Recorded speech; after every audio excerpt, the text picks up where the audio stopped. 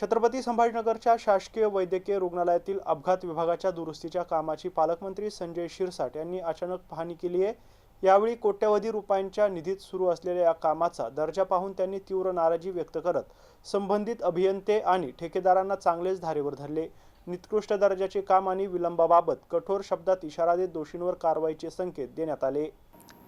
छत्रपती संभाजीनगर येथील शासकीय घाटी रुग्णालयातील अपघात विभागाच्या दुरुस्तीच्या कामाची पालकमंत्री संजय शिरसाट यांनी अचानक पाहणी केली।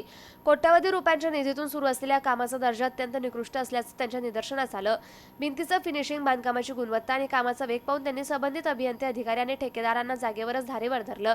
रुग्णालयासारख्या संवेदनशील ठिकाणी दर्जाहीन काम अजिबात सहन केलं जाणार नाही असा स्पष्ट इशारा देत काम तातडीने आणि उच्च दर्जाने पूर्ण करण्याचे आदेश त्यांनी दिले। तसेच कामात हलगर्जीपणा किंवा निकृष्ट दर्जा आढळल्यास संबंधितांवर कठोर कारवाई करण्यात येईल असे त्यांनी स्पष्ट केलं। सार्वजनिक पैशांचा योग्य वापर होणं आणि नागरिकांना दर्जेदार आरोग्य सुविधा मिळणं ही प्रशासनाची जबाबदारी असल्याचंही पालकमंत्री शिरसाट यांनी यावेळी अधोरेखित केलंय।